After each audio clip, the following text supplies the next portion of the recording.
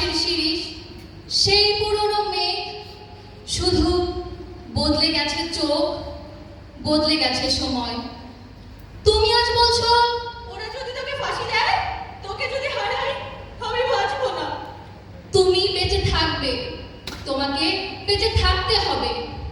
মৃত্যুর আগে শেষ চিঠিতে আমার বন্ধু আনাস কি লিখেছিল জানো মা? লিখেছিল, আপুজান, আমি মিছিলে যাচ্ছি। আমি নিজেকে আর আটকে রাখতে পারলাম না। স্বার্থপরের মতো ঘরে বসে থাকতে পারলাম না। তোমার কথা অমান্য করে বের হলাম। একটি প্রতিবন্ধী কিশোর, 7 বছরের বাচ্চা, ল্যাংড়া মানুষ যদি সংগ্রামে নামতে পারে, তাহলে আমি কেন বসে থাকবো ঘরে? একদিন তো মরতেই হবে। তাই স্বার্থপরের মতো ঘরে বসে না থেকে সংগ্রামে নেমে গুলি খেয়ে বীরের মতো মৃত্যু অধিক শ্রেষ্ঠ। আমি যদি বেঁচে না ফিরি, তবে তবে কষ্ট না পেয়ে গর্বিত হয়েও। তাই তোমাকে বেঁচে থাকতে হবে। আমার স্মৃতি কালো ধোঁয়ার মতো হাওয়ায় মিলিয়ে যাবে, তবু তোমাকে বেঁচে থাকতেই হবে।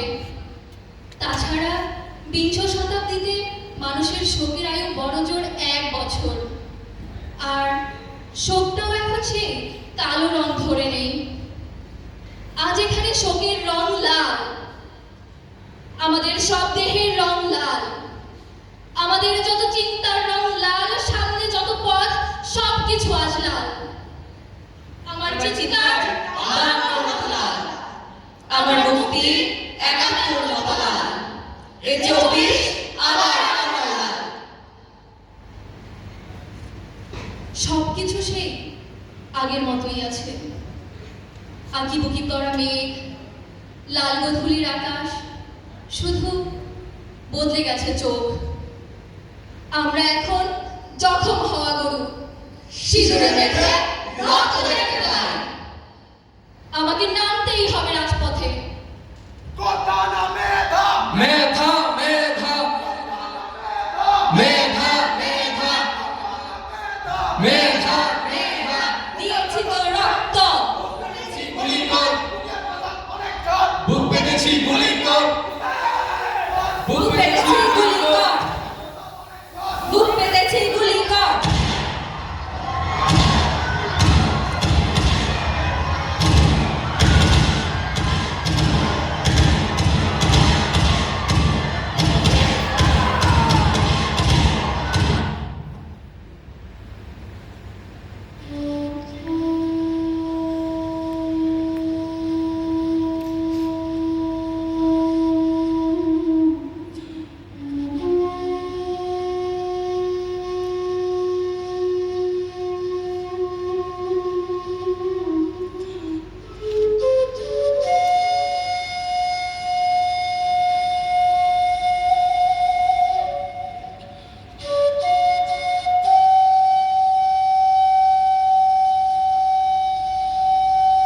চোখে গুলি লেগে অন্ধ হয়ে গেছে যে যুবক, তাকে আমি কি করে দেখাই আজ রাতে খুব করে জ্যোৎস্না হবে।